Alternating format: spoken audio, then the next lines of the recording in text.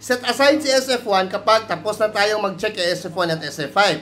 Sa SF5, i-check natin kay SF10. Anong i-check? Final grade lang naman yung laman ng SF5. So, i-check mo kay SF10, final grade lang din. At kung yung pangalan ng bata na nasa SF5, siya rin pangalan ng bata na nasa SF10. Yun lang i-compare. Wala lang per subject. There's no need to check the per subject.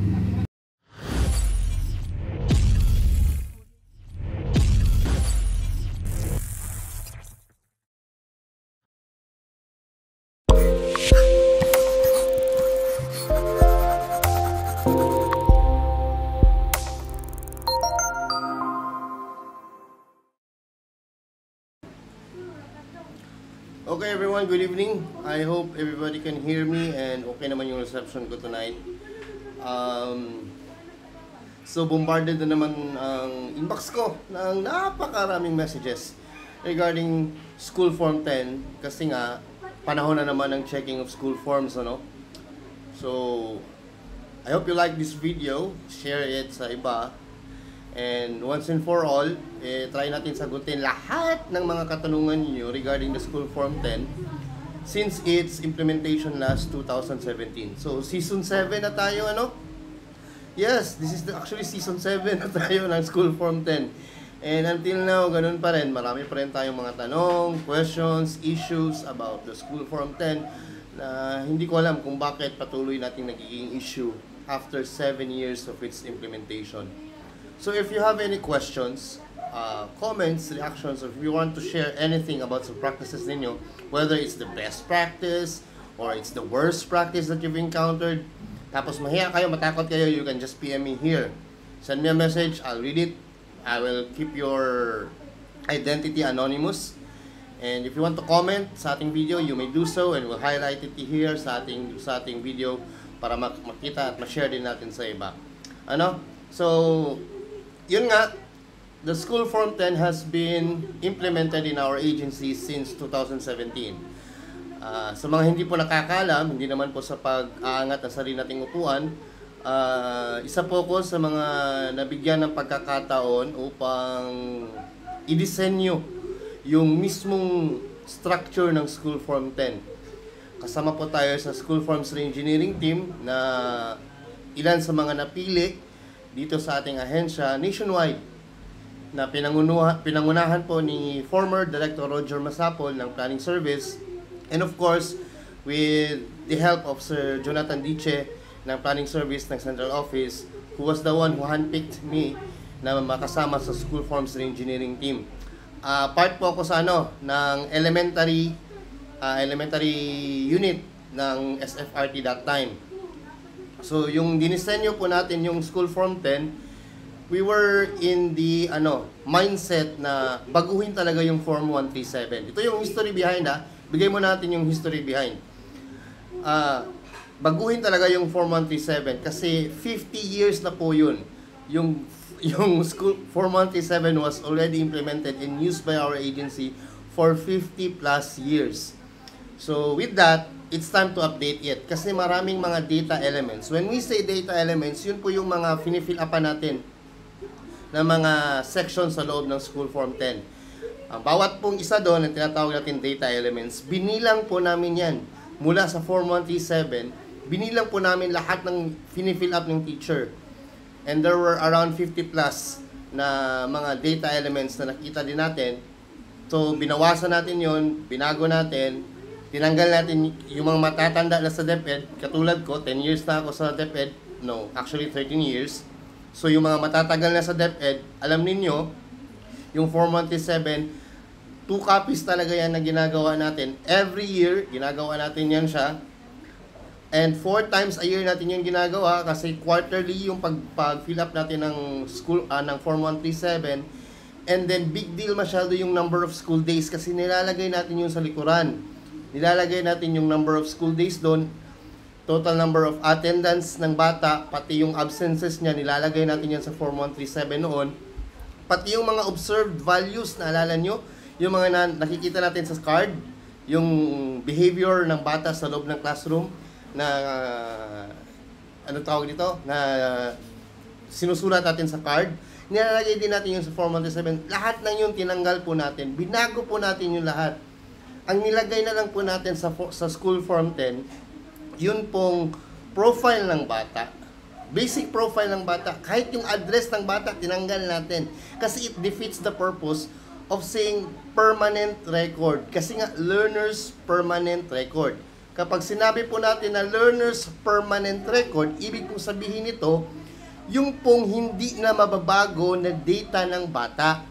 Yung address na babago, maaaring maglilipat yung bata sa ibang section, ibang section, ibang tahanan o ibang lugar, or pupunta siya sa ibang city or ibang nayon, etc. etc.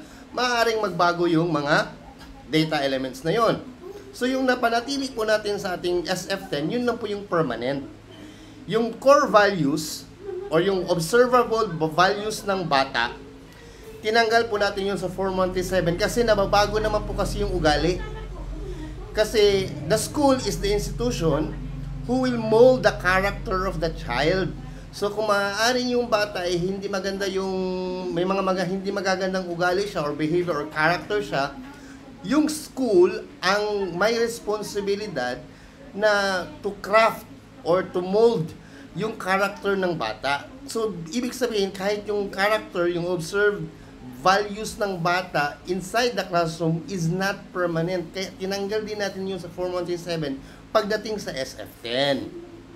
So, in other words, ang dahilan kung bakit ginawa natin yung School Form 10 is not just to create a new form or to update the form, but because we want to make the form relevant and easy to accomplish sa end ng teacher. Kaya nga po, once a year lamang ang pag-update ng School Form 10. Hindi siya quarterly. End of the school year lang siya ginagawa. Yun yung mga rationale behind kung bakit natin binago yung Form 137 to School Form 10. And that goes until junior high school and senior high school. So I hope clear po tayo dyan. Maliwanag po ba tayo? I hope clear tayo. So, may highlight natin yung comment ni Ma'am Jocelyn, ano? Sabi ni Ma'am Jocelyn, good day, sir. Naway magkaroon na din ng sections SF10 ng senior high school ang extension name just like the junior high school, and God bless. Okay, hindi ako ang nag-finalize ng School Form 10 sa senior high school. So, hindi ko po hawak yung design niya. In fact, when the School Form 10 for the senior high school was designed, mas nauna siya compared sa elementary and junior high school. Nung nailabas na yung template, yung prototype ng senior high school ng SF10, mas nauna siya kaysa sa amin. Nung dinisenyo namin yung elementary and junior high school, mas nakita na namin yung deficiencies or data elements within the senior high school, kaya na-prevent namin siya sa elementary and junior high school. And even the junior high school, kasi ibang unit yun ng mga personnel ng ating ahensya ang gumawa nun, mga junior high school teachers din talaga, junior high school principal, school heads, and even non-teaching personnel na kasama doon. When they finished the design of the School Form 10 for junior high school, nung i-upload na sana yun, pinadaan pa sa akin, binigay sa akin ni Sir Jonas. Sabi niya, can you revise these words? Sabi niya ganun. Baka pwedeng gawin ko daw yung ginawa ko sa elementary dun sa junior high school. So yun, mas nilinis natin yung design ng junior high school na pwede na siyang lagyan ng kahit anong kahit saan na part na may data element, malalagyan na siya ng mga input text kasi yung original na design niya wala. Yung template lang talaga, mukha lang siya. The notion behind was, inakala ng ang mga kasama namin from the junior high school was, ipiprint lang yun tapos handwritten yung pag-fill up. Kaya hindi nila inisip na pwede pala siyang i-fill up through the use of computers or laptops. So, kaya yun, ibinigay pa sa akin, nilinis ko pa. In fact, sa Davao City, I pilot tested the School Form 10 sa Magallanes Central Elementary School, sa Kapitan Tomas Central Elementary School, Sa Quezon, sa school ko kasi, sa Manuel L. Quezon Elementary School, hindi na siya pilot test. Kasi nandun ako. Yung sa junior high school, it was pilot tested at Bangoy National High School and Santa Ana National High School. So before po yun nilabas, dinaan po yun ng pilot testing. Sa ENCO ha, sa ENCO, sa ibang mga kasama ko, nagkaroon din sila ng pilot testing sa kanilang divisions. So sa Davao City, because I'm from Davao City, pinilot test namin yun. So dumaan yan siya sa mga teachers. Yung mga teachers nag-comment pa sa prototype. And hindi namin nilabas yung prototype ng SF10 for elementary and junior high school unless nakuha namin yung approval ng pilot testing namin. Nakita muna namin sa kanila na, uy, mas maganda yan, uy, mas madali na yan. Kasi malaking pasasalamat talaga natin kay Director Roger Masapol for spearheading that project. Sa kanya yung programa na yun. Kasi nakita niya yung hirap ng pag-fill up ng School Form 10 ng Form 137 during his tenure as a school head. Kaya when he was given the opportunity to lead planning service sa central office, napakaraming programa para sa mga teachers na mabago yung mga forms na tinatrabaho natin sa field noon. Yung modified school forms, yan po yung bunga ng mga paghihirap at pagsisikap ng mga members ng School Forms Re-Engineering Team ng SFRT. Doon po tayo napasama. So that's the history behind the School Form 10. Now, papaano ba mag-fill up ng School Form 10? Okay. If you've been following my account from YouTube, Facebook, I even have Twitter, I also have a Facebook page. Ito pong mga channels na nakikita niyo dyan. Yan. Yan po lahat. Existing channels ko po na ginagamit ko to discuss DepEd issues and matters. Right after nung nilabas po yung DepEd Order number 57 series of 2018. Ang laman po nito, it talks about DepEd's issuance of the modified school forms na kasama na ang School Form 10. Ang laman po ng article naman na ito ay yung mga frequently asked questions about the School Form 10. 2018 ko pa po yan pinablish. 1 year after the issuance of DepEd Order number 58. So, tagal na Ano na pong taon ngayon? 2024 na po. Most common questions po na makikita po ninyo, may encounter ninyo about the School Form 10, nandito na po. 10 tanong at 10 sagot tungkol po sa School Form 10, nandito na po yan siya lahat. So, kung gusto nyo pong makita, punta po kayo sa Facebook page ko. Sa Facebook page, sa website ko, yung eduknasyon.blogspot.com. Yan po, nasa baba. Nasa baba din po yung link niya. Makikita nyo po, i-search nyo lang po yung frequently asked questions about the School Form 10. Matagal na po natin yan siyang pinablish. Tagal-tagal na talaga. Sobrang tagal na. So, what about it?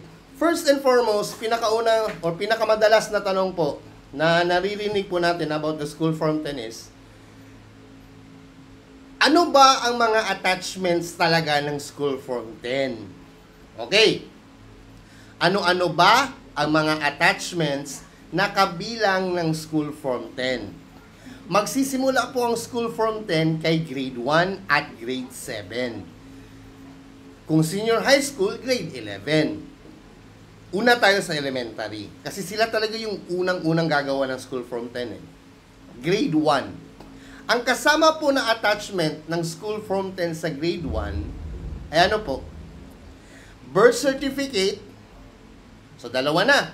School Form 10, attach sa kanya yung birth certificate. Dalawang papel na yan. Ano pang kasama? May pangatlong papel. Ano po yung pangatlong papel? Ang pangatlong papel po ay either. Kung gusto nyo yung English ang pagka-pronounce, either. Either. Either of the three. Maaaring isa sa tatlo. Una, ECCD checklist. Pangalawa, Learner's Progress Report Card. Pangatlo, Kindergarten Certificate of Completion. Yang tatlo lang. Ulitin ko yung tatlo. ECCD checklist or Learner's Progress Report Card or Kindergarten Certificate of Completion. Either of the three. So, ibig sabihin, isa lamang sa tatlo, valid for enrollment na po yung bata. So, tatlo rin po ang laman ng SF10. Yung mismong papel ng SF10, birth certificate ng bata, at yung anything or any document between the three, among the three, that would legitimize the claim that the learner already completed kindergarten. Klaro? Kasama po yung tatlo. Tatlo yan sila, magkakasama yan. Hindi po dapat paghiwalayin yan. Sa school checking of forms by the end of the school year, yang tatlo din po ang hahanapin sa grade 1. Yan din pong tatlong yan ang hahanapin ng DCC or ng Division Checking Committee. Umiingay na yung inbox ko. Dumadami na. Ayaw yata nilang mag-message ito sa chat box. biglang umingay yung inbox ko, ano? Sige lang. Sasagutin natin yan mamaya.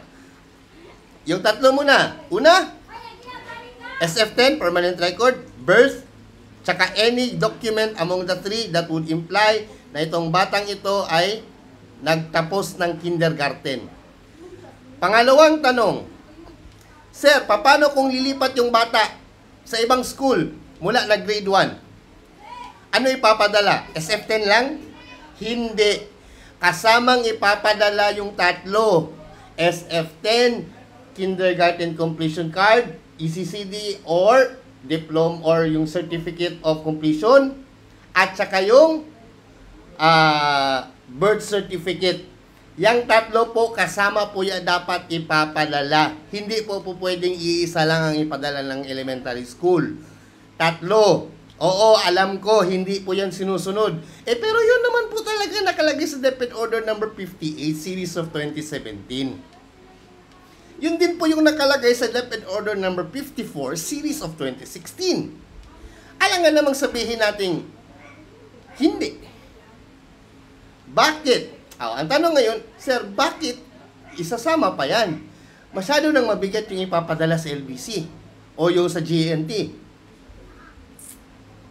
Ipapadala yan kasi kung kami yung receiving school, wala kaming ebidensya na talaga yung batang yan ay nagtapos ng kindergarten.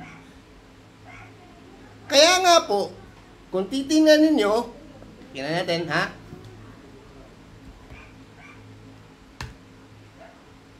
Kung titingnan po ninyo,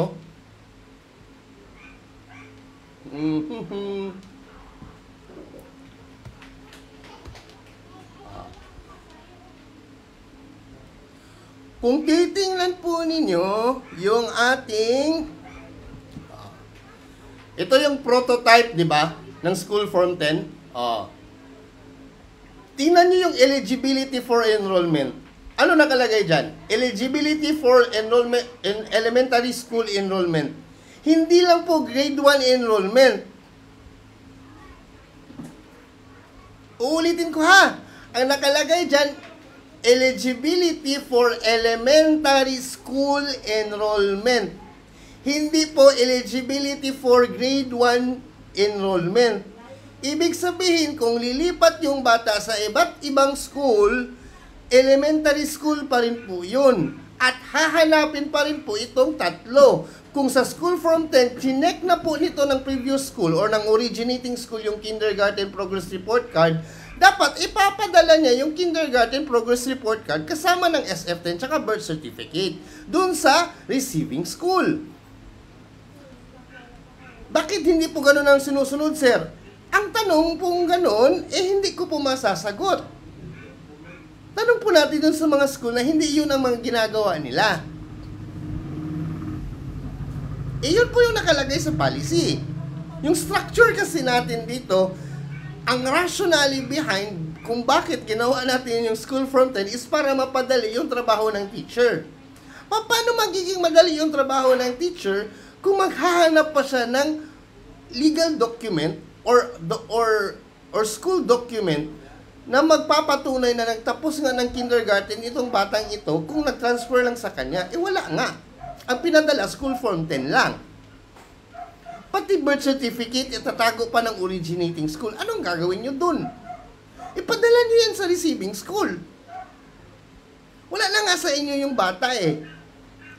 Ang maiiwan lang po sa inyo, yung school form 10 authenticated copy. Kung sa inyo rin naman nag-kindergarten yung bata, meron naman kayong kopya niyan. Ang ipapadala lang po natin dito sa receiving school, yung mga nakalagay po dyan sa eligibility for elementary school enrollment. So, ang tanong ngayon, Sir, kami sa junior high school, kami sa grade 7. So, kung tatanggap kami ng school form 10, sir, mula sa elementary school, dapat may kindergarten pala. Yes! Do you have any proof sa junior high school that the learner actually completed kindergarten? Wala, di ba? Ang alam nyo lang, meron siyang school form 10. What's the minimum requirement for elementary? The minimum requirement is completion of kindergarten and the elementary curriculum. Yun yung minimum requirement ng junior high school. Tapos siya ng kinder, tapos din siya ng elementary. Kapag yung bata nagtapos ng elementary, hindi pala nakapag-kinder, anong gagawin? Valid ba yung kindergarten, yung elementary niya? Hindi ba pinapatake natin siya ng PPT? Di ba?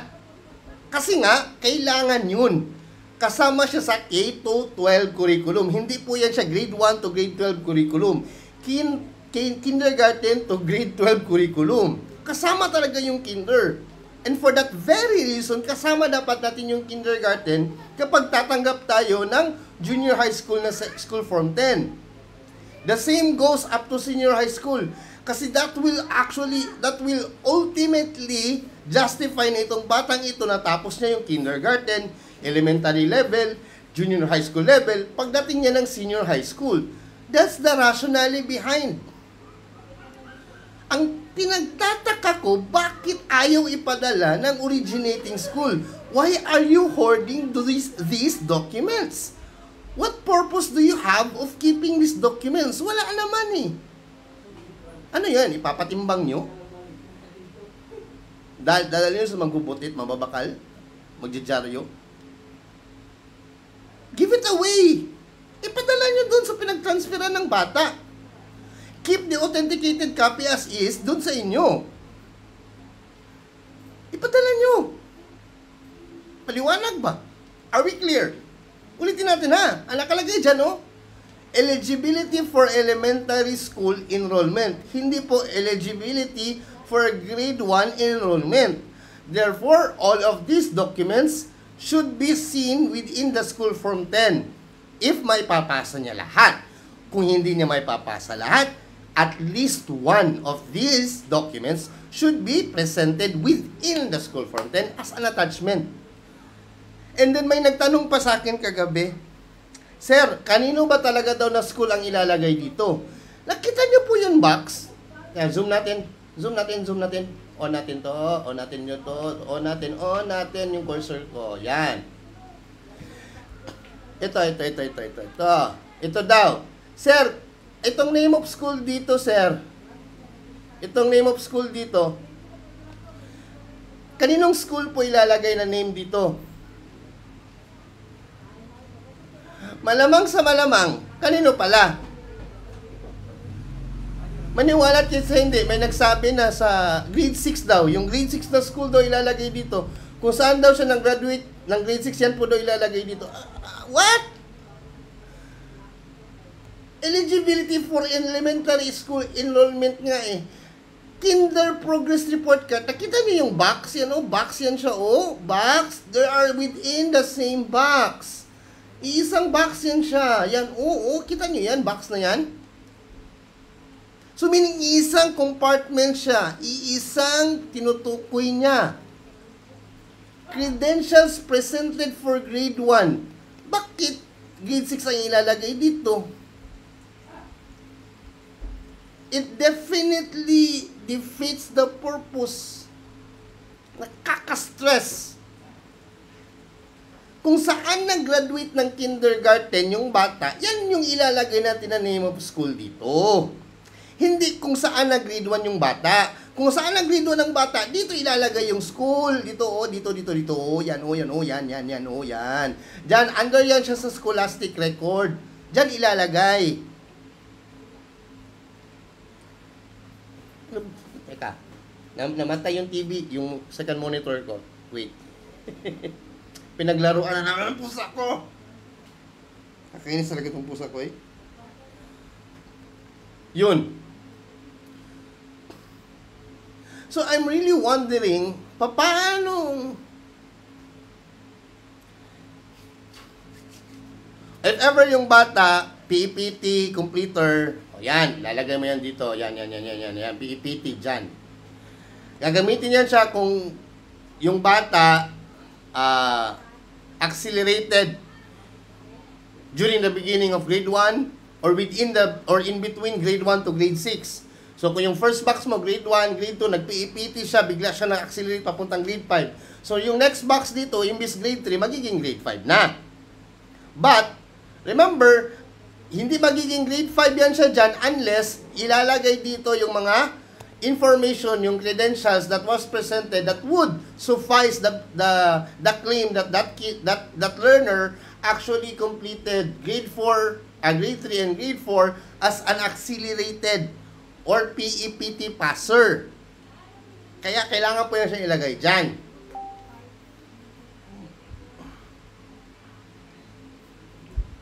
So, are we clear? Klaro ba? Isa-isay natin to. Ulitin natin.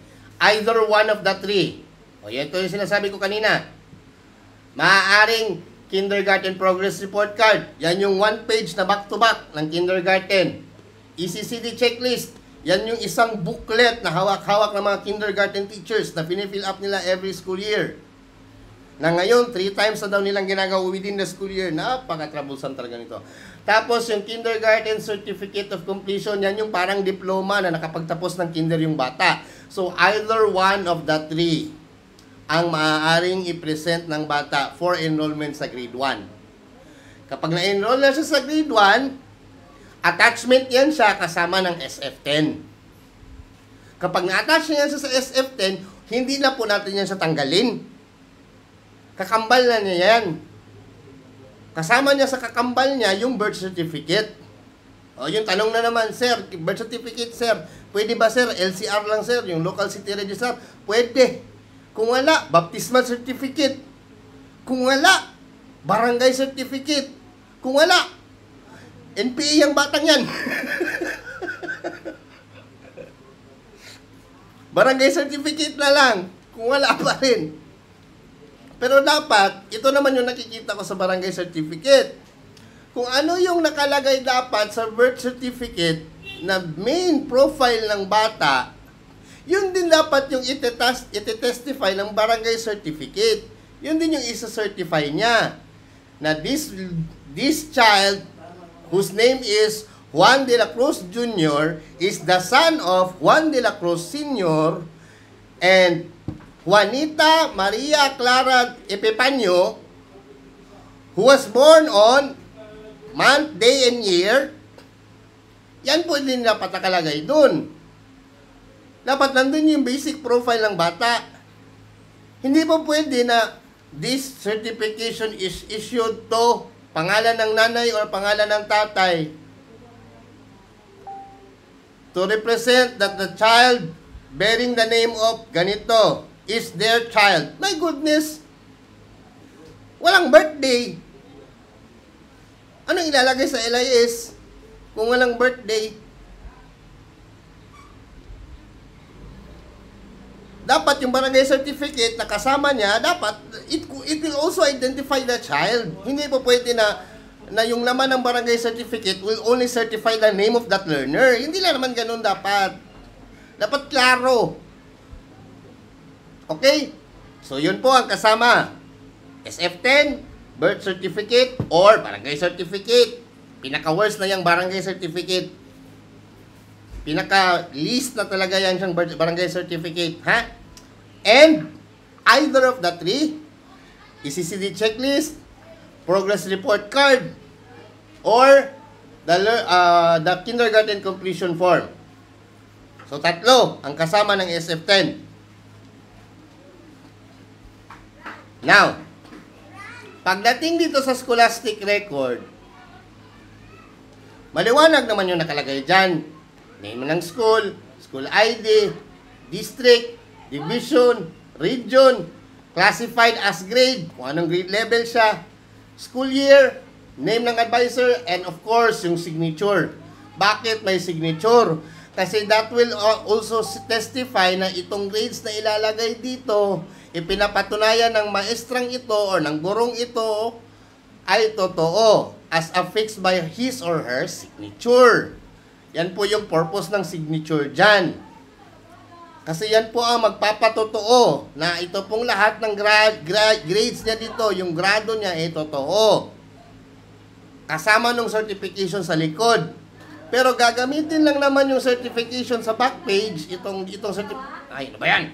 Itong certification na ito, gagamitin lang naman ito if and only if yung bata ililipat. Kung hindi naman lilipat yung bata, di na kailangan nilagay yan dyan. Pero itong lahat na nandito, magpapatunay na itong gurong ito, si ma'am, si sir na ito, ang siyang naglagay niyan. Siya ang may-ari ng mga gradong ito na ibinigay sa batang yan. Siya ang magpapatunay na ito ay totoo. Ngayon, pasukan natin ang checking.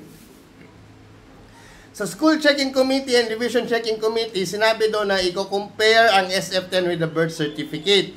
Ano ang i-compare? Ang i-compare lang po ay itong profile lang ng learner at ng birth certificate sa SF1 at saka sa birth certificate. Yang tatlo, SF1 versus birth certificate, i-compare.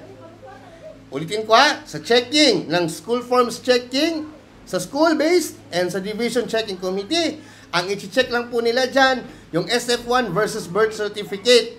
Ang i-check lang po ay kung magkapareho yung laman ng SF1 sa birth certificate. Pareho ang spelling. Pareho ang information ng birthday, ng nanay, ng tatay, etc. etc. Kung pareho. Kung pareho na, okay na sa birth certificate at saka sa SF1, itsapera muna sa birth certificate. Set it aside. Wala na siyang gamit ngayon. Itabi nyo muna si birth. Kasi ang i-compare na naman natin si SF1 tsaka si SF5. Ano i-compare kay SF1 tsaka SF5? Kung yung pangalan ng mga bata na nasa SF5 ay siyang nagmamay-ari ng mga bata na nasa SF1. Pangalan lang ay i-compare ha? Wala namang address sa SF5 eh. Mga pangalan lang. Kung tama ba yung spelling na nasa SF5 at saka ng SF1. Kung hindi pareho, i-correct sa LIS. Kung pareho, okay na. Itabi na natin si SF1. Put it aside. Teka, charge ko muna. Put it aside. Teka, balik ako.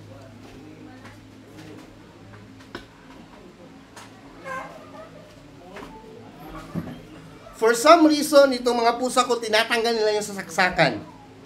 Tinanggal nila yung saksakan ng monitor ko, tinanggal nila yung saksakan ng charger ko. Where was I? Yun! Set aside si SF1 kapag tapos na tayong mag-check kay SF1 at SF5. Si SF5, i-check natin kay SF10. Anong i-check? Final grade lang naman yung laman ng SF5. So, i-check mo kay SF10, final grade lang din. At kung yung pangalan ng bata na nasa SF5, siya rin pangalan ng bata na nasa SF10. Yun ang i-compare. Wala na. Wala lang per subject. There's no need to check the per subject. Per quarter, no more. Hindi trabaho yan ng school checking committee. Hindi yan trabaho ng division checking committee. No. Shocking, no? Kasi hindi yan ginagawa sa school nyo, no? No? Kasi ang ginagawa ng school nyo, ito, check ito lahat. May tatawag talaga while I'm on live? Seriously? Can't they see na I'm on live?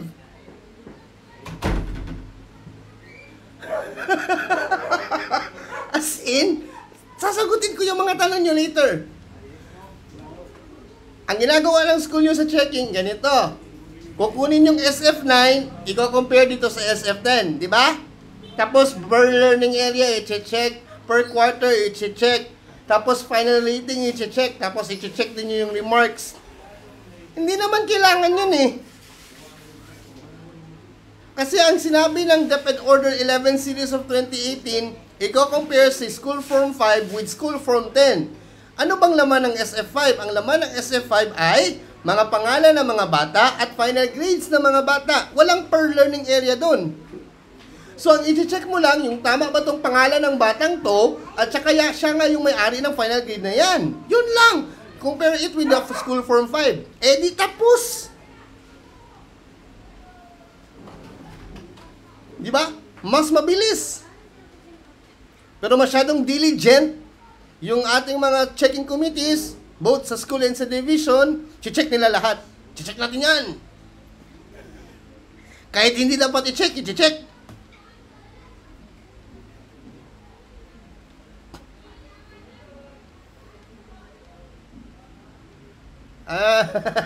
Hindi ko alam bakit.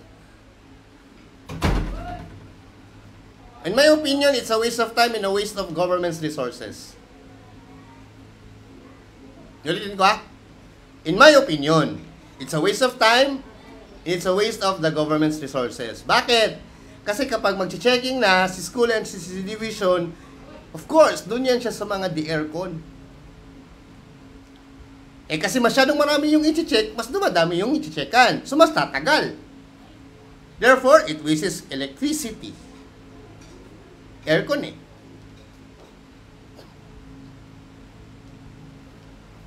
Pero yun nga, ang i-check dapat dyan, ito lang, final grade.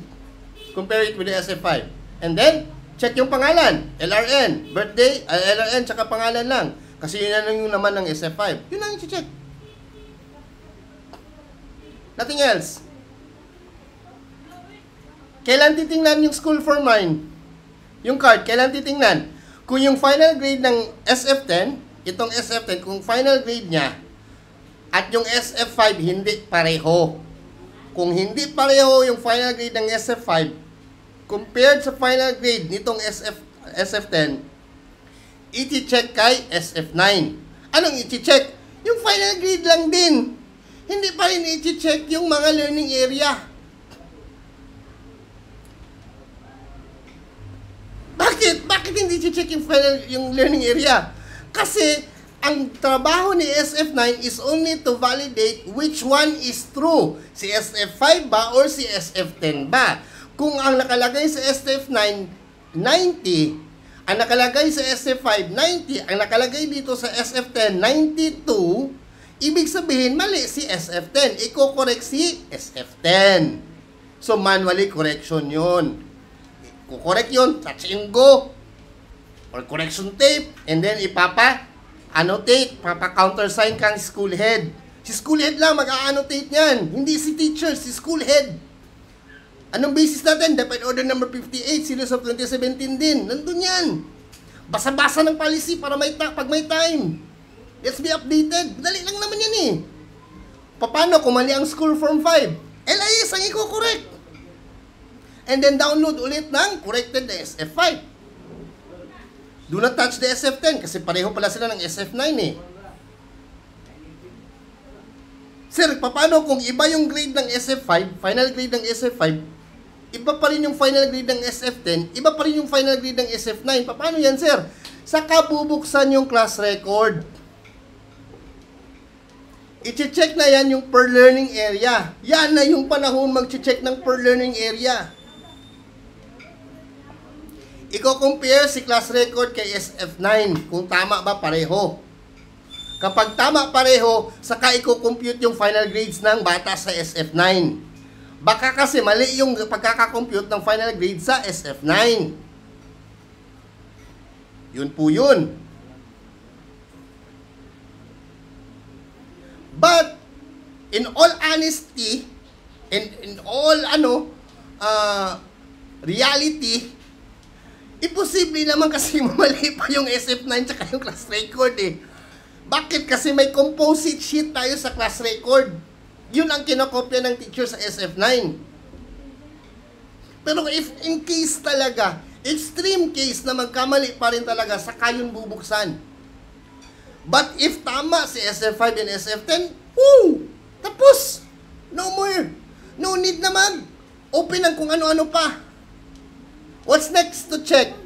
Si-check na yung diploma, yung certificate. Ikukumpara na siya kung tama ba yung nakalagay sa certificate, yung diploma ng bata sa SF10, SF5, and SF1. Kapag okay na, tapos na. Done. Can you do it in 10 minutes? 15 minutes? Yeah! Kung magsabay-sabay kayo, marami kayong mag-check, di kaya niyong ubusin sa 2 oras siguro yung isang classroom. And then priority grade levels lang naman tayo based sa total class size ng school. So hindi naman uubusin lahat ng sections kapag darating mo yung DCC. Mahirap ba yun? Madali, di ba? Bakit nagiging mahirap? Oh, bakit? Kayo lang sumagot. Magbasa tayo ng mga comment. Sabi ni Ma'am Risa, sa school namin, sir, profile checking and assessment checking ginawa namin. What the heck is assessment checking? Ano yan? Dagdag na naman? Wala na mga assessment checking na nakalagay sa DepEd Order 11 eh. Ba't mahilig tayo magdagdag? Yun. Ito, Sir Albert. So, okay lang po if ever may magkaibang data sa SF9 and SF10. Nagkamali kasi doon madalas. Kung nagkamali nga sa SF9 and SF10, i-correct natin yung SF10. Mas mag-overrule yung SF9. Kasi yung SF10 is a copy of the results of the SF9. So, kung hindi magkapareho yung SF10 and SF5, ang magiging primary source of data yung SF9. Kapag hindi pa rin magkapareho yung SF5, SF9, and SF10, saka titingnan yung class record, yung composite sheets. Saka tayo mag-per learning area. That is, if and only if, hindi magkapareho yung SF5, SF9, and the SF10. Extreme case scenario na yan. So, syempre, kasama tayo sa planning eh. Yun, ginawa yan eh. Alam natin eh. Pinadali nga eh. Pinadali nga natin yung checking eh. Hindi natin pinahirap. Again, kapag nagmula yan siya sa planning service noon, sa time ni Director Roger, kapag nagmula yan sa kanyang opisina, ang focus niyan, paano mas magiging madali yung trabaho ng guro. Ganyan po parati ang mindset natin. Yan po yung mga mindset na ginawa namin mga projects with DepEd Central Office under the Planning Service Unit, under the leadership of Sir Director Roger that time. Magbasa pa tayo. Ano to? Ana, radyay kadali ang checking, ano ginapalisod? Yun nga yung tanong ko eh. Bakit nga ba pinapahirap? Hindi po natin alam.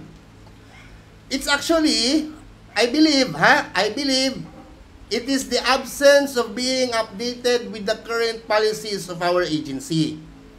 We are so stuck with the traditional methods that were implemented during our haymaker days. Kaya po, nagiging ganun yung mindset natin. Ayaw nating magbago.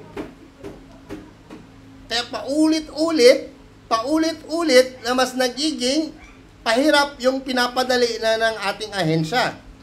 When it was created to make things better, make things easier, to make our activities more efficient, not just effective, but more efficient, hindi nagiging efficient yung task. Bakit? Kasi may mga nagpapatuloy sa pag-manifest ng mga old practices na nakagisnan nila at paulit-ulit nilang sinasaksak sa panahon natin ngayon. 2024 na. Update naman. Ano ba yan? Di ba? Eto pa. Basahon pa per subject ang mga grades 1st to 4th. Why? Hanapin nyo sa DepEd Order number 11 series of 2018 kung may nilagay ba dyan na babasahin nyo 1st to 4th. Wala pong sinabi dyan na babasahin nyo 1st to 4th. Wala. Bakit? Kasi hindi namin yun ni-recommend. Kasi kung mali yung final grade, malamang mali din yung computation. Kung namali lang ng kopya si ma'am, minor clerical error yun siya at the end. But ang tinitingnan naman kasi ng mga teachers, ganito, I will give you a real life scenario. Teachers, I've been a teacher too. During enrollment, tinatanggap natin yung card, di ba? Pag nagpapa-enroll na yung bata, tatanggapin na natin yung card. Kung tingnan natin, pangalan ng bata, kung may LRN ba. Transferi, ma'am, wala kayong utang dun sa previous school nyo? Sasagot yung nanay. Public school naman yun. Okay. Pwede na i-request yung yung SF10, so no problem na. Anong susunod na gagawin ng teacher? Lahat ng teachers dito makaka-relate. Anong susunod na gagawin niya? Sige nga. Gusto ko marinig. Ang susunod na gagawin ng teacher, bubuksan niya yung SF9, yung card. Ano titingnan niya? Ang final grade. Yung final grade lang ang titingnan ng teacher. Hindi niya titingnan yan per subject. Titingnan niya yung final grade ng bata. Sa kanya titingnan, pag nakita niya, dako, malaki yung grade. Gagaan yung pakiramdam ng teacher. Hindi na niya titingnan yung mga ibang subject. Final grade pa lang. Pag nakita ng teacher yan, 89, uy, pride. Gagaan yung pakiramdam yan. Automatic yan. Pero kung line of 7 yan, saka titingin yung teacher sa taas. Ang unang titingnan ng teacher English, Math, and Science. Kasi iisipin ng teacher kung marunong bang magbasa at marunong bang magbilang. Yan agad ang dalawang titingnan niya. Kapag maliit yan, frustration agad yan sa part ng teacher. Naku, mahirap to. Yan agad ang iisipin ng teacher. Wala pa. Ni minsan sa buong buhay ko, hindi pa nangyari na may nakilala akong teacher na may nagpa-enroll sa kanyang bata. Pagkatapos ng enrollment, iisa niyang kukumputin. Isa-isa niyang i-compute ulit yung nandun sa card. Titingnan niya kung tama bang nakalagay ang pagkakakompute ng teacher sa card. Hindi pa ko nakakita ng ganon.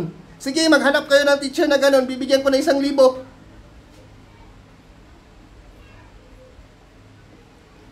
Nasa pagbukas ng klase, lahat ng card sa classroom niya na tinanggap niya by the beginning of the school year, isa-isahin niyang computin. Sasabihin ko, kung may gumagawa niyan, bigyan ko na 1,000. GCash. Bigay niyo sa akin ang number. Bakit? Kasi hindi yan gagawin ng teacher. Ang titingnan ng teacher, final grade. And because of that very notion, pagdating sa school checking ng policy natin sa DepEd Order number 11, ang nakalagay dyan, SF5 versus SF10. Final grade na lang ang tingnan natin. Let us not make ourselves be tiresome with the extraneous things na hindi naman pala dapat natin gagawin. Binawasan na nga yung trabaho Huwag nyo nang dagdagan. Di ba? Logical ba? Hindi. Practical ba o hindi? Practical. Ganun lang po yun. Kung marami kayong time at bored kayo sa school nyo, gusto nyong isa-isahin, be it. Pero do not make it compulsory. Kasi ang nakalagay sa DepEd Order ng number 11, series of 2018, SF5 will be cross-check with the SF10. Ang nakalagay sa SF5, final grades. So, kung ikaw cross-check mo yung final grade sa SF10, anong ikaw cross-check mo dun? Final grade lang din. Common sense. Next.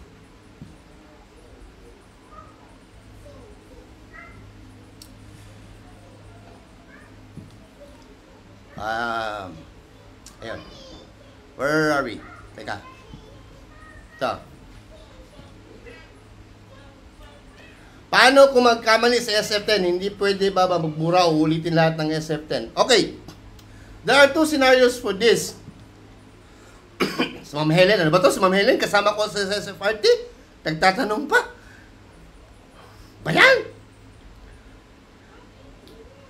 As mentioned in DepEd Order number 58, series of 2018, 2017, ang nakalagay po doon, kapag nagkamali, pwedeng burahin. Lagyan mo ng correction tape, papa-countersign kay school head. Nasa DepEd Order number 58 po yan, series of 2017. Kasi po, ang school form 10 ay kasama sa mga modified school forms ng Department of Education.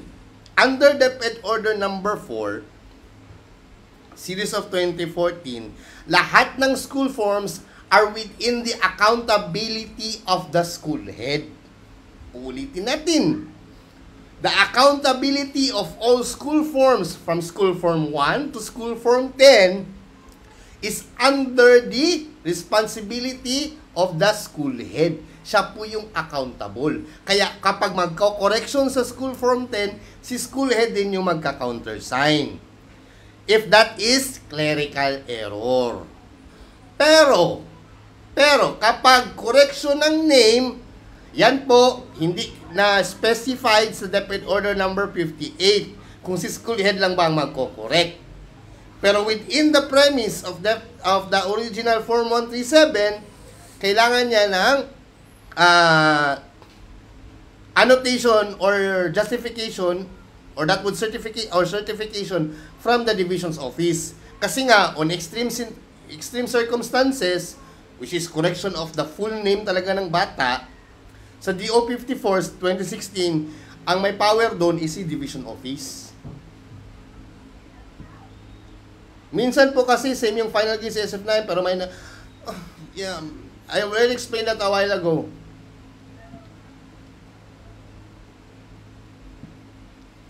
Ano po gagawin kung previous school nakalimutan magpirma ng advisor sa SF10?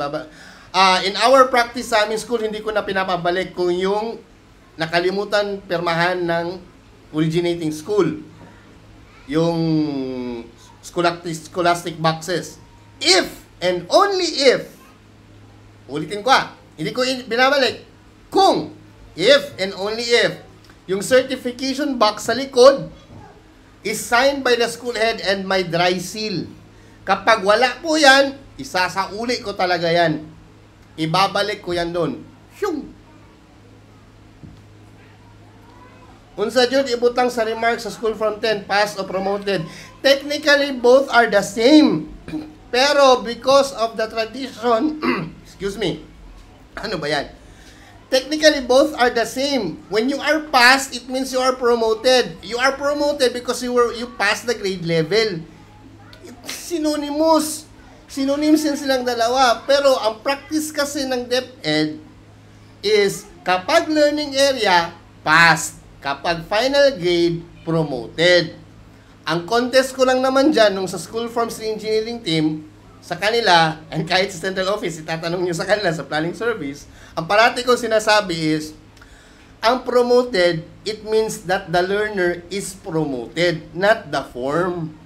So, bakit natin ilalagay na yung grade is promoted? Dapat, the grade still passed. Yung final grade is still passed. Dapat hindi promoted. Kasi kung promoted, yung bata yung promoted. It refers to the person. Yun yung contest ko sa kanila. But because it's the tradition of DepEd, and it has been the practice of DepEd na kapag learning area passed, tapos kapag final grade promoted, then so be it. Kasi yun din daw po yung nilagay nila sa DepEd Order number 8, series of 2015. Fine. But it's just a minor issue, maliit na bagay. It does not nullify the school form 10. Kapag po nilagay nyo passed sa general average, sa final grade, kapag nilagay nyo po passed, it will not nullify the school form 10. Sino magsasabi na it invalidates the school form 10? Meron ba? Wala po. It's still the same thing. But, because of practice and tradition, and so be it. Clear? Mama Sar. Ito yung nanay ko sa school na una kong pinasukan. Si Ma'am Sara. Mama Kote. Sir, ano to? Sir, regarding sa extension name na junior, saan ba talaga dapat ilagay sa SF10? Idugtong sa name or sa space provided? Senior high school siguro to si ma'am. Okay. Sa elementary and junior high school, we already corrected that. So, matatalino kasi kami sa elementary and junior high school. Oh, meron kaming box for that talaga, no? Oh, meron kami yan, oh, yan, oh, yan, oh, yan, yan, yan, yan, yan, yan. Oh, meron kami yan. Meron kaming specified area for that. So, di ba? Meron kami yan, ano? Pero sa senior high school kasi, nakalagay lang doon, last name, first name, and middle name. Senior high school po, kapag po saan ilalagay sa birth certificate yung extension name, doon din po ilalagay yung extension name ng bata sa SF10. But of course, we know na kapag talaga extension name siya, karugtong siya ng first name. Kung in the absence of the extension name data element sa form, karugtong siya ng first name. Pero when it is going to be first name, middle initial, and then last name, kumaga full name, always and forever will be, ang gagamitin, nasa last name yung extension name.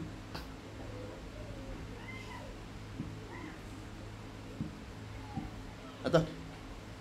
Sir, ano po ba ang tamang entry sa birth date? Is it number or words? Number!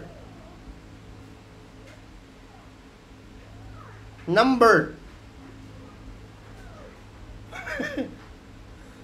Imagine, magsusulat ka ng December. Kaliit-liit ng space. Buti sana kung yung isusulat mo, May, June. Kung yung birthday ng bata, December. Number lang ilalagay. Ang nakalagay sa SF1, number lang din. So, bakit po tayo mag-words?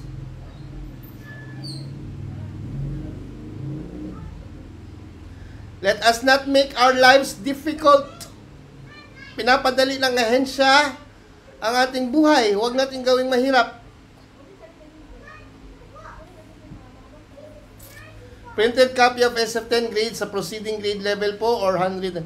Kung kaya nyo pong igawing printed using the original SF10 from the originating school, walang problema.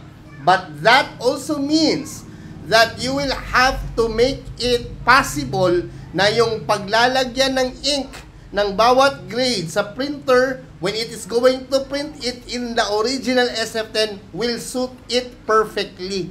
Hindi po siya hindi po magiging incorrect yung paglalagyan niya ng grade.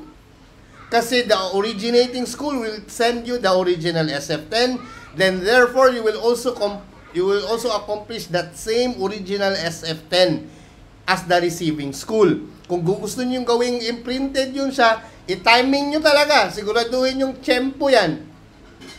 Kung gusto nyo printed, walang problema dyan. Basta i-timing nyo talaga. Hindi po kayo allowed to create a new SF10 kung galing sa public school yung bata. Kasi gusto ko gawin printed na para malinis tingnan. No! You do not have the right to reconstruct a new SF10. You do not own it. The original owner of the SF10 is who? The originating school. Siya yung may gawa nung SF10. Siya yung crafter. Binigay lang sa inyo kasi nga transferable ang SF10. Binigay sa inyo. It was just transferred to you. So as the receiving school, with the transferred original SF10, it is now your responsibility to take hold of it, alagaan ito, take care of it, at to continue filling up the performance of your learners na naka-enroll ngayon sa school nyo dyan sa original na SF10. Either through printing, kasi magaling kayo mag-timing, or through handwritten. Kung yung bata from grade 1 to grade 6 dyan sa school nyo, sige, i-print nyo na lahat, walang problema. Hindi yun big deal. Pwede yan, printed, grade 1 to grade 6. Basta yung bata sa inyo lang talaga, hindi lumipat. At kayang pirmahan ng mga teachers from grade 1 to grade 6, by grade 6 na graduating na yung bata, yung lahat ng scholastic box. Walang problema dun.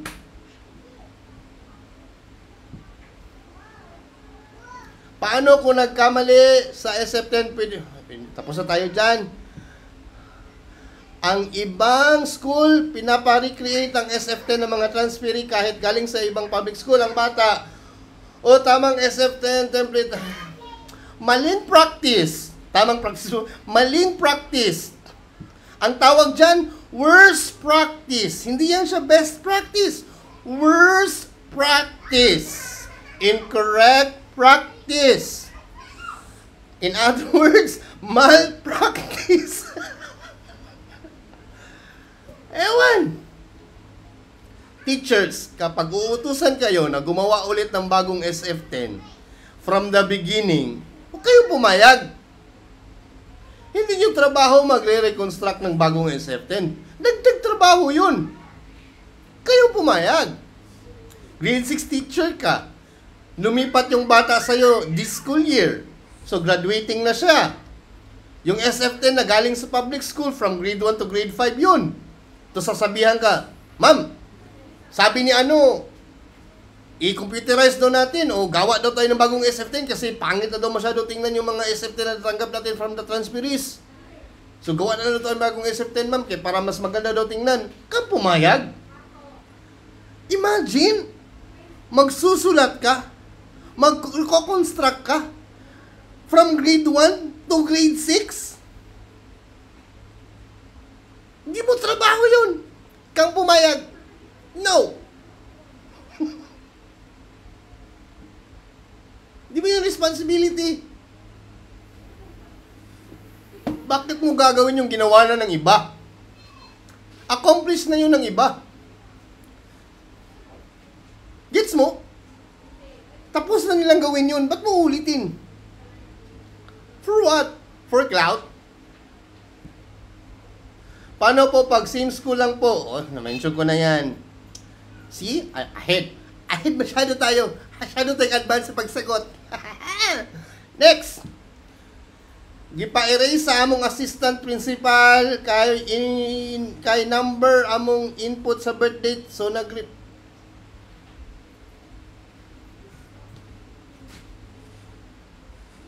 yung ganito ang mga dahilan kung bakit magulo ang DepEd. Yung mga ganyan. Oh, yan. Wrong. Here. Yan. Ito ang mga dahilan. Mga halimbawa ng mga dahilan kung bakit magulo ang DepEd.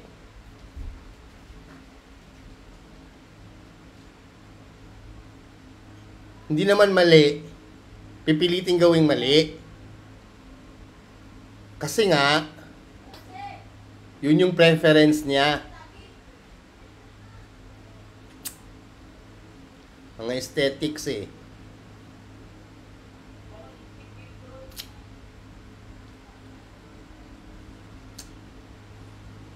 Naku. Pinapadaligan natin yung trabaho natin eh. Kaya nalabas yung policy niyan eh.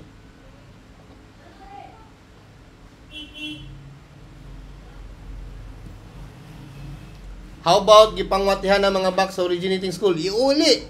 Ibalik niyo po yan sa originating school.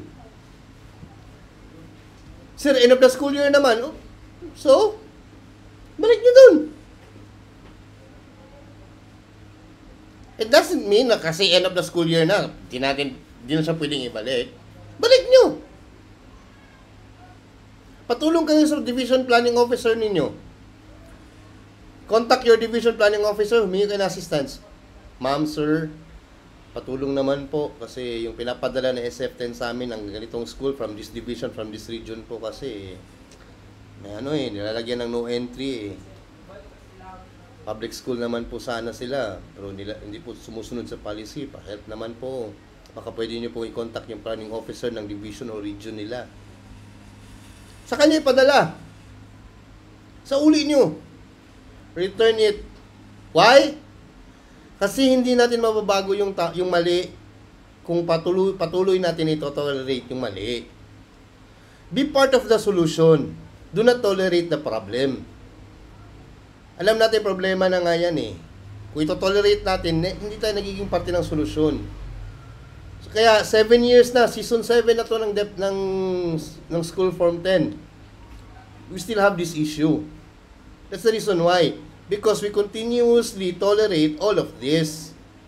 So unless we do our part to be strict to ourselves para mapatupad natin yung tama, hindi talaga yan mababago. So, dapat, sa uli nyo. Oh, you're welcome, ma'am. Kung may tanong pa kayo, go! Paano kung ayaw ni school head pirma sa may binurao?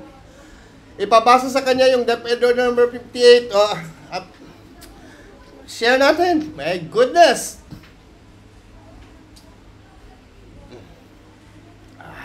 Ay, nako. Ito yan.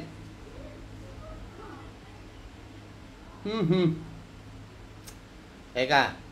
Nandito yung isang monitor ko eh. Wait. Sana yun?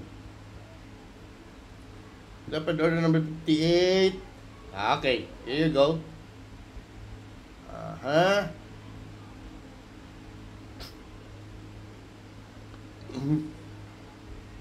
Yan. Share screen. Yan. DepEd Order number 58, Part D, Item number 6. As I quote, any erasures or alterations on the document should be validated and bear the signature of the school head in ink.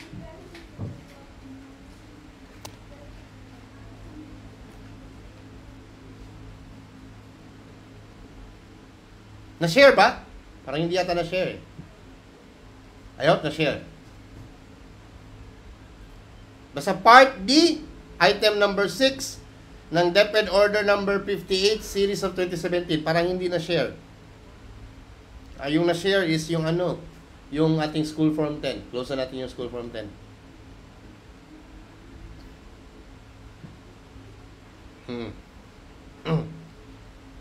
But anyway, nandun po yan.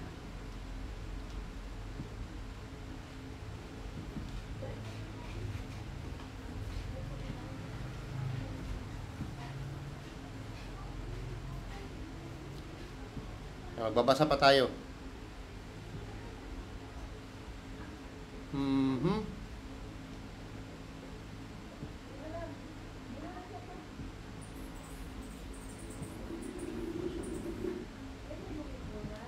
Ayan o, ayan o. Yan. Yan na. Yan po. Ha? Signature of the school head in ink. Hindi pwede electronic signature. In ink. In ink.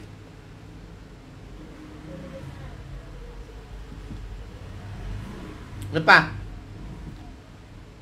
Bag-uhon daw ang SF10 sa transferee kay ang signatory sa likod kay ang principal pa sa previous school. If dili bag-uhon, asa man mo pirma ang principal sa current na school sa bata nga naa may pangalan sa principal sa dating school.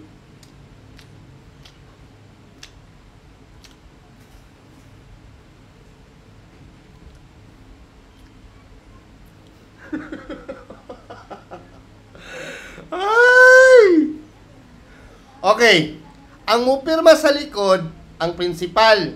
Ngano mupirma siya sa likod? Mo certify nga kanang school form 10 iyahan ang i-release. So kung grade 1 o grade 2 lang itong bataas inyong eskwelahan, mupirma itong principal sa likod. Pag pirmahan niya ito, i-release to niya ang receiving school grade 3. Niya kung tayo, kung principal sa grade 3, nakita na ko, nagipirmahan na sa likod. Tulo man nakabuk boxes nga na certification din na sa page 2. Certification box number 1, certification box number 2, certification box number 3, kung elementary ka. Dito ka sa certification box number 2 na po magpirma. Ayaw tanggala itong pirma sa principal sa first box.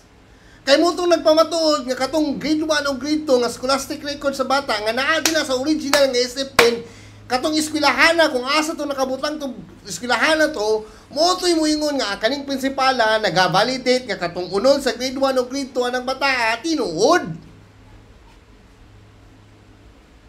Ikaw po nga principal sa grade 3, kung mubalhin ang bata o grade 4, pirma po kasi ikaduha nga box. Duha na mo dito. Nay principal number 1, nay principal number 2. Ikaw sa principal number 2, kay mo ang bata sa inyo ha. Pirma po ka dito, mo certify po ka kaning bataan ni eskwela ani enroll siya ani, eligible na siya para mag-grade 4. Pirma po ka dito. Nya school seal po dito. Nya padala na nimo sa kung asa mag-grade 4 ang bata. Ano na siya? Tulo na ka box sa elementary. Kung mahurot na ng tulo, kay tungod, nagsigig balhin ang bata, pwede ka mag-reprint og certification boxes lang. Naana sa DepEd Order number 58, yapon. Naana dito. Na to, naana diri. Punta naman, be. Uy, pangita. Uy, basta naana diha. Pwede ka mag-reprint og certification boxes lang. Basta i-attach na po na siya sa school form 10. Kaya na ay cases nga ang bata anak siya sa ginikanan nga protected by law. Either witness protection program or armed conflict or na-battle sa custody, etc. etc. So ang bata magsigig balhin. See? Amo na lang i-anticipate pag-design na mo ng school form 10. Muna, gibutang na mo sa policy nga pwede nga mag-reprint og certification boxes. Kung magsigig balhin ang bata, kay naay ingon ana nga case. Katong panahon nga nag-design mi aning school form 10, that was also the same time na nahitabo tong Marawi Siege. We were in Iloilo that time. Nahitabo ang Marawi Siege.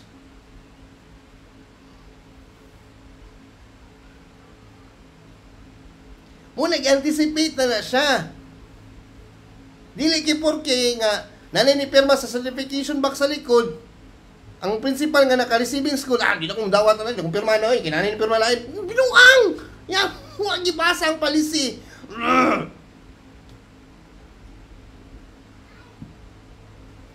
Sir Wells, ang SF10 ang gikan sa Arabic school na translation per subject. Unsa na, private school?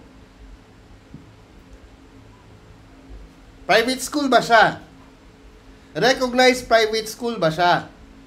Kung recognized private school siya, itandi lang nato kung unsa nga grade level na siya. Kaya ang mga recognized private school nga Islamic schools diri sa Pilipinas, naga-follow gyapon sa K-12 curriculum. So kung ang curriculum na iyang ginasunod kay same ramang kay DepEd, nalasli additional schools, there is no need to convert all of those learning areas. Kaya pahihara na grade level sa DepEd. Ang problema na kung gikan na siya sa abroad, if ever gikan sa abroad ang bata, nya dili siya Philippine school, kailangan na siya i-assess sa principal. Ang principal ang mo-assess ana kung usa nga grade level ang bata. Unya i-attach na lang tong SF10 sa bata, katong record sa bata, transcript of record sa bata sa bag-ong nga school form 10 nga inyuhang i-establish sa inyong school. Decided upon the principal kung unsa nga grade level. So ang first box nimo dito kung unsa tong decision sa principal sa iyang assessment anang bataa upon enrollment. So kung tayo ningon ang principal, grade 5 na ni bataan ni kay according sa iyang record, paskin Arabic ni murag bright na ni bataan ni. Pang grade 5 na ni siya, grade 5 na ni siya karon. O di grade 5 na tong bataa. Ang first box po nimo sa SF10, grade 5 na. Unya katong record sa bata, attachment ko siya. Kaya gikan man siya sa foreign school abroad. Nana sa DepEd Order number 3, Series of 2018, Basic Education Enrollment Policy. So, let us be familiarized with that. Si Ma'am Nana. Hello, Ma'am Nana. Si Ma'am Nana is part of the DCC, Division Checking Committee ng Davao City po. And our... di na lang ako magstulti. Hello, Ma'am Nana. Okay. Wrong entry. Example, name or birthday from originating school. iuli sa originating score or receiving score mo sa farm. Kung nahitabo ang wrong entry, na-detect siya nga wrong entry during the time na sa inyo sa receiving school, si receiving school nga school head ang mo correct, magbuhat og countersign sa katong correction. Granted nga naka-attach na daan sa birth certificate sa bata ang correction. Meaning na ay document nga mo justify or mo hatag og ebidensya nga mali gyud ang nakabutang sa school form 10 nga birthday or pangalan sa bata. Ang nakadetect kamo man sa receiving school. Again, part ta sa solution, dili man ta part sa problem. So di po na to i-tolerate ang problem. So si receiving school mo correct. Igora mo correct ana si ma'am, si principal, wala problema na. Private school from Davao. Oh, yes ma'am, wala problema na. As mentioned ma'am, same ra na sila og basta recognized school na sila sa Davao City ma'am. Basta recognized school na sila sa Davao City, walang problema ma'am. Same na sila og curriculum with DepEd.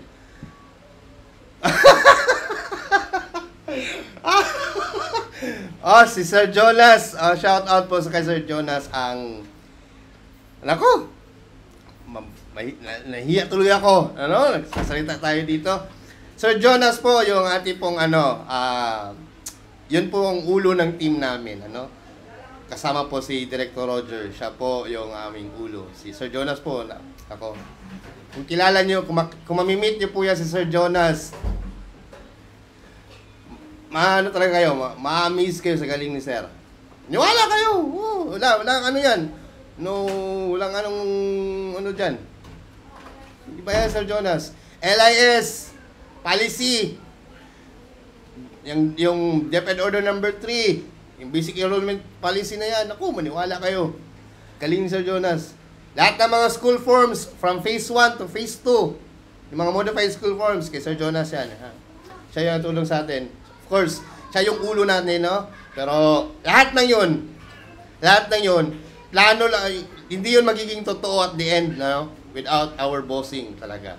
Yung bossing namin na wala na sa DepEd ngayon, nasa UNICEF na.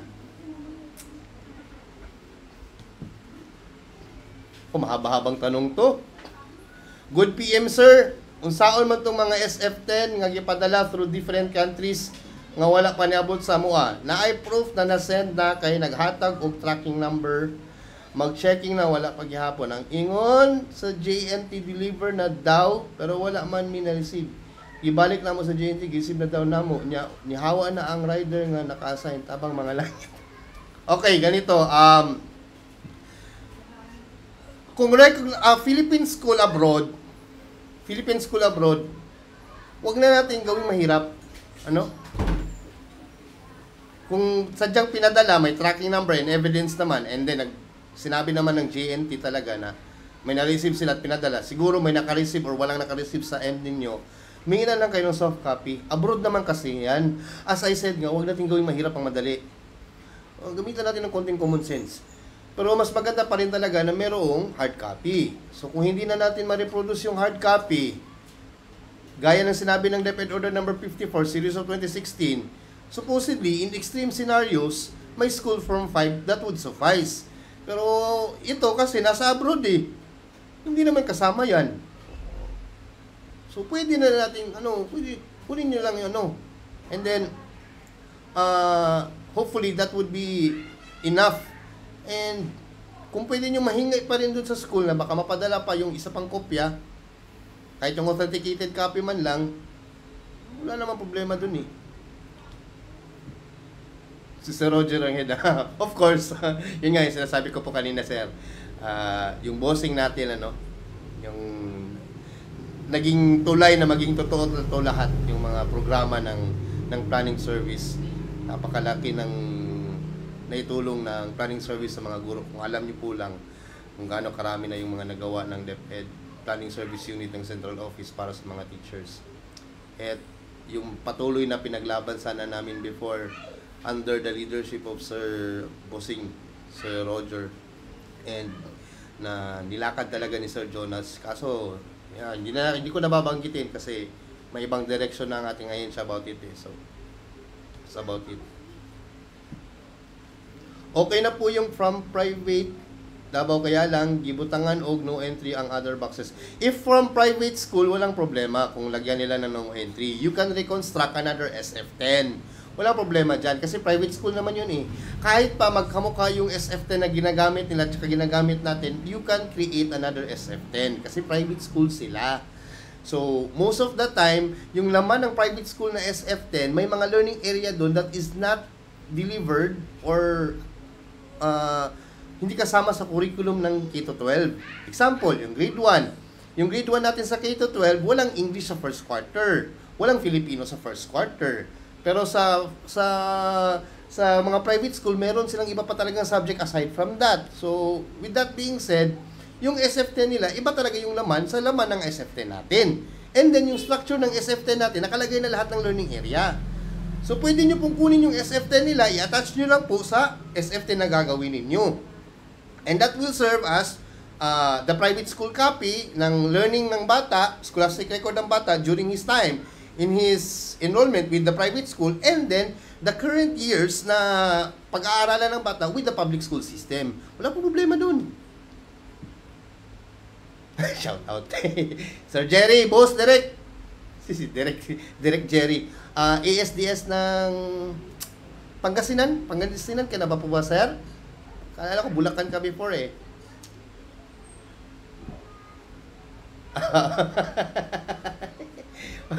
Oo nga po. Naku, si Ma'am Helen nagtampo agad. Oo, na-shoutout na kita kanina. So, yun nga po. Nandito na yung mga kasama ko sa SFRT. O, baka gusto nyo magtanong. Nandito si Sir Jonas. So, tanong nyo na yan. Pwede natin invite yan. Sama natin dito ngayon. Kung may mga tanong pa kayo. But of course, yung yung inuulit-ulit po natin, ayan ang sinabi natin kanina, yung rationale behind the modified school forms and specifically ng school form 10 is to make things easier compared with the with the form 137. And of course, kaakibat ng pagbabago ng mga modified school forms is ang sumunod na policy na DepEd Order 11 Series of 2018. Kung paano natin i-check yung mga modified school forms. Ulitin natin ha. Yung i-check lamang sa checking ay yung mga modified school forms na ini-release ng DepEd. Yung school form 1 to school form 10. Pero hindi rin lahat ng school forms from 1 to 10 ang i-check. Limited number of school forms lang ang i-check. And then limited data elements lang din ang i-check nun compared with other school forms. Hindi mo i-cross-check lahat. Hindi ganun. Ang idea kasi ng school forms checking is not to add burden din sa teachers. Babaguhin nga niya yung tradisyon ng checking before. Yun yung reason behind nilabas yung DepEd Order number 11. And yung dinisenyo, yung DepEd Order number 11 Series of 2018, hindi po yun siya dinisenyo na yung mga gumawa ng policy, yung mga nasa opisina lang. Hindi. Yung gumawa ng policy niyan, kasama yung mga guro. Teachers talaga yung nandun. Ito yung practice sa amin, ito yung ginagawa sa amin, nakakahirap, ganito, ganyan. Oh, nakakapagod, nakaka-stress. Akala ko magbabakasyon na, pero yan pa yung tinatrabaho namin. Oh, yan yung mga hinaing ng guro noon. Kaya mas pinadali. Kaya nga pa ulit-ulit ko din po sinasabi, kung hindi ganito ang ginagawa nila sa school checking and sa division checking, hindi po yung policy ang may mali. Yung implementation po. Klaro po ba? Are we clear on that? Yung focus natin, school form 10 lang ha. Wala tayong ibang focus. School form 10 lang. Yung topic natin ngayong gabi. Nilalagyan-lagyan lang natin ng konti ng mga sidetrack. Kasi kasama kasi ng checking. I-check kasi ang school form 10 eh.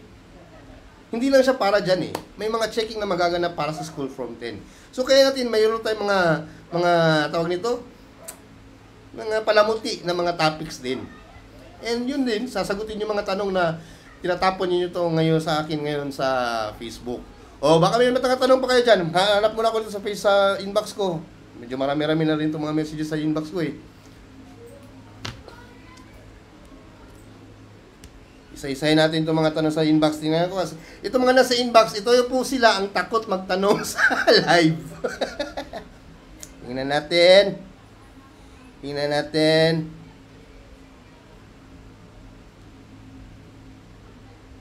Sir, pwede po ba na photocopy lamang ang ECCD and card? So sa kindergarten, yes po, walang problema dito. Hindi po mahigpit ang ating policy when it comes to the enrollment. Kasi po, yung ipapadala na kindergarten completion certificate, hindi po ibibigay ng magulang yung original.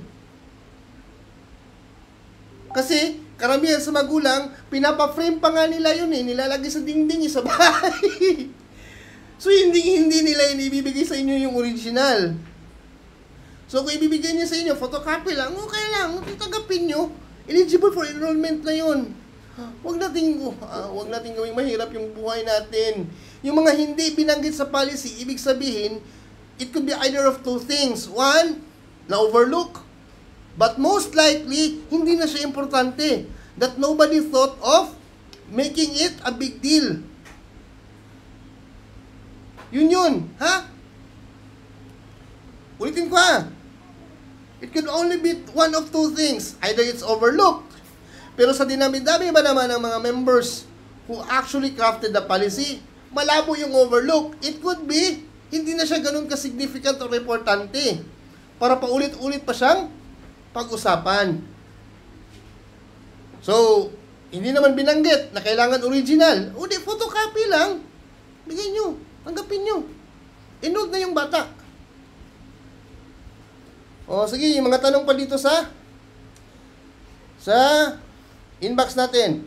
Ito yung mga takot. Ayaw magtanong sa chat box.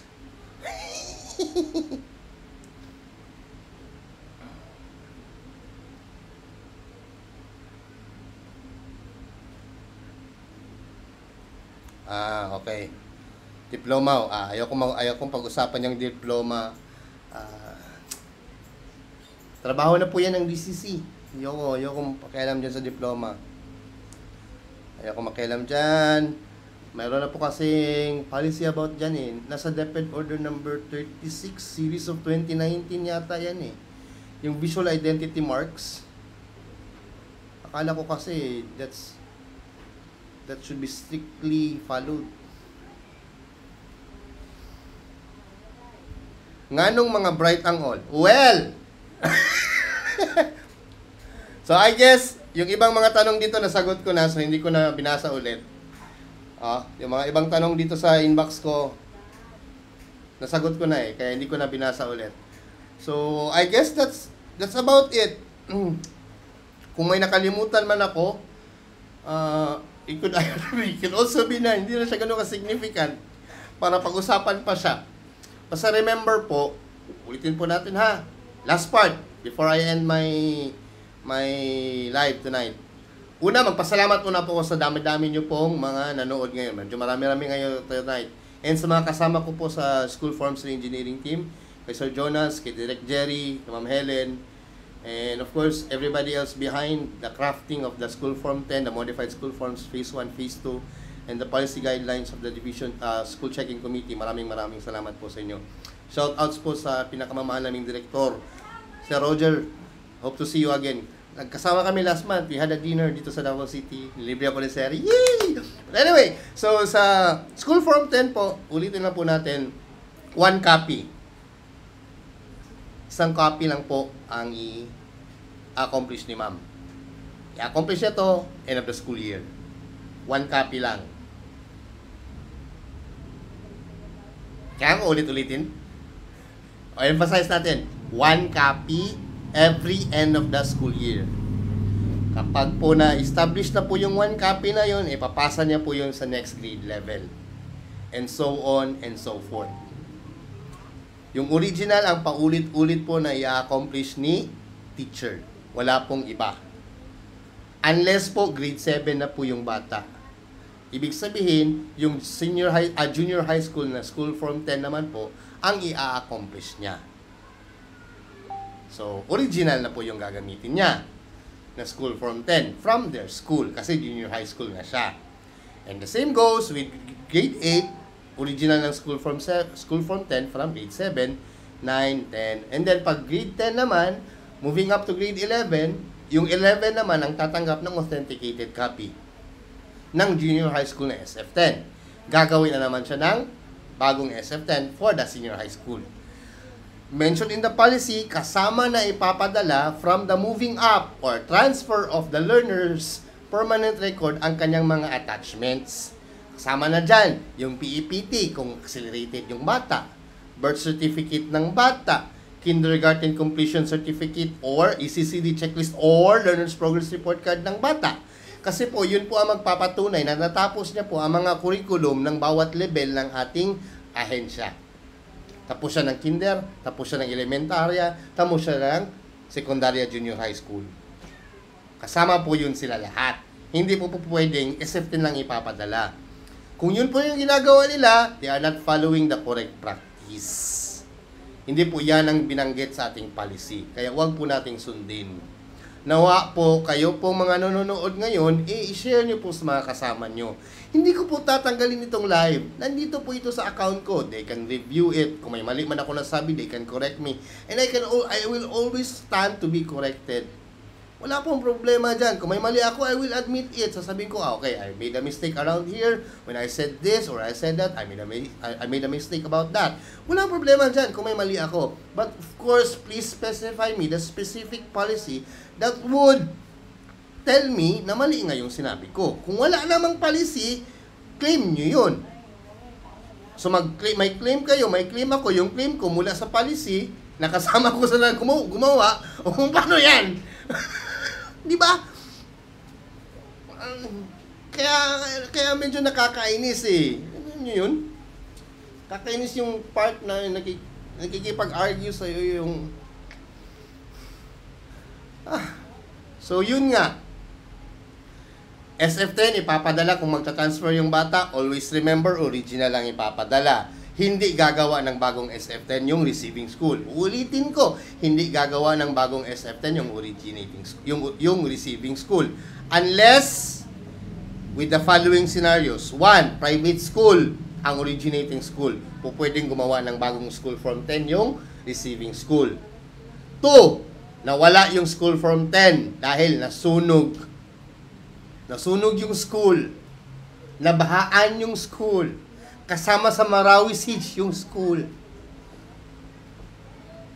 Kung yung mga extreme natural circumstances ang dahilan kung bakit missing in action ang school form 10, okay lang magre-reconstruct si receiving school ng school form 10. Walang problema dyan. Hindi naman ganun ka sikip yung policy eh. May puso yung policy natin eh. Walang problema dyan. Gumawa kayo ng bagong school form 10. If that is the case, aside from that, kung trip nyo lang gumawa ng bagong school form 10, kasi yun yung utos ni kasi gusto niya ng bagong school form 10, kasi pangit daw yung kasi daw, may pumirma na daw sa certification na sa likod. Gusto niya, siya lang yung pipirma. Walang ibang nakapangalan nun. Ewan ko kung bakit ganun. Di sabihin nyo, ma'am, sir, hindi po pwede, ma'am, sir. Kasi baka pagalitan tayo ng division, ma'am, sir. O kaya ma-call out tayo ng central office, ma'am, sir. O kaya trip nilang baguhin yung school form 10.